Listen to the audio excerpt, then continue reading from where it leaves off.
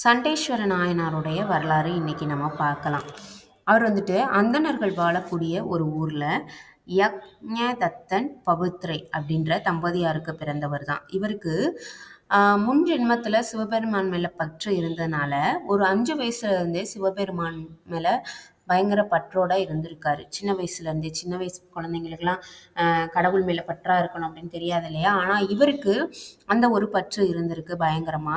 இவர் ஒரு 7 வயசு ஆனோன்னே அவங்க அந்தணர்கள் வந்து பூணூல் அணியவாங்க. அந்த பூணூல் அணியிற ஃபங்க்ஷன்னா சிறப்பாக பண்ணியிருக்காரு அவங்க அப்பா யஞதத்தன்.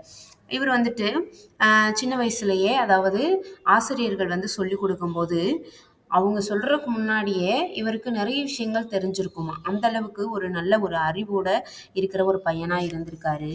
இவர் போயிட்டு ஆசிரியர்கள்ட்ட பயின்றுட்டு அவங்க மாணவர்களோடு சேர்ந்து வந்துகிட்டு இருந்திருக்காரு. அப்போ ஒருத்தர் மாடுகளை மேய்ச்சிட்டு போகும்போது, அதுவும் ஒரு குட்டி ஈன்ற ஒரு பசுவை, கன்று ஈன்ற ஒரு பசுவை வந்துட்டு முட்டை வர மாதிரி போகும், டக்குன்னு கம்ப வச்சுட்டு அந்த மாடு மேய்ச்சிட்டு வந்தவர் அடிச்சு விட்டாராம்.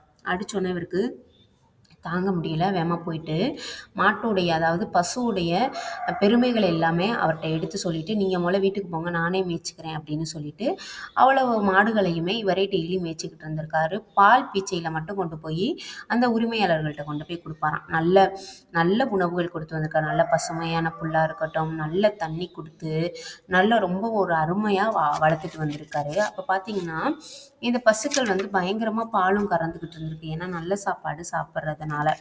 அப்போது பசுக்கள் எப்படின்னா சும்மா நிற்கும் போதே பால் சுரக்கிற அளவுக்கு, அந்த அளவுக்கு ஒரு தூய்மையான உணவுகளை சாப்பிட்டு வந்ததுனால இவர் என்ன பண்ணியிருக்காரு, நம்ம மேய்ச்சிக்கிட்டு இருக்கும்போது ஏன் இந்த பால் எதுக்கு வேஸ்ட்டாக போகணும் அப்படின்னு சொல்லிட்டு ஒரு மரத்துக்கு கீழே சிவலிங்கமாக மண்ணை வச்சு உருவாக்கி சுற்றி கோபுரங்கள் மாதிரி எழுப்பி தினமும் பூ மாலைகளை பறிச்சுட்டு வந்துட்டு, இவர் மாடு மேய்க்க போனதுக்கப்புறமா குளிச்சுட்டு பூக்கள் எல்லாத்தையும் பறிச்சுட்டு வந்து பூக்களால் அலங்கரித்து சாமிக்கு வந்துட்டு அந்த பீச்சின பால்கள் இருக்கு இல்லையா, அதெல்லாம் ஊற்றி டெய்லி அபிஷேகம் பண்ணிக்கிட்டு இருந்திருக்காரு.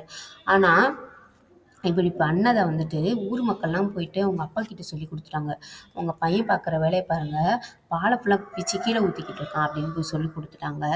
அவருக்கு பயங்கரமான கோபம்.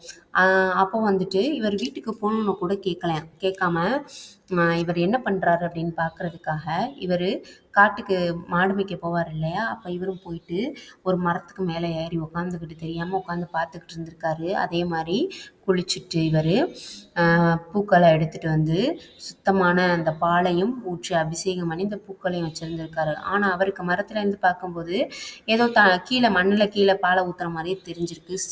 ஓடி வந்துட்டு ஒரு கம்பை வச்சு முதுகுலையே அடிச்சிருக்காரு. ஆனால் அடித்தாலும் இவர் அந்த அபிஷேகம் பண்ணுறதை நிப்பாட்டவே இல்லையா, ஊற்றிக்கிட்டே இருந்திருக்காரு சாமிக்கு. உடனே கோவம் வந்து அந்த பால் ஊற்றிக்கிட்டு இருக்காருல்ல, அந்த பாத்திரத்தை காலால் எட்டி உதஞ்சிட்டாராம். அப்போ கம்பை தான் எடுத்து இப்படி அவங்க அப்பாவை அடிக்க போனவர் அது டக்குன்னு வாளாக மாறிடுச்சான். 2 காலுமே அறுபட்டு போச்சு, வெட்டிட்டாரு. உடனே சிவபெருமான் தோன்றி நீ என் மேலே கொன்ற பற்றுனால உன்னை வந்து நான் என்னுடைய பையனா நான் ஏற்றுக்கிறேன் அப்படின்னு சொல்லிட்டு அந்த சண்டேஸ்வர நாயனார் வந்துட்டு அவருடைய பையனா ஆனாராம்.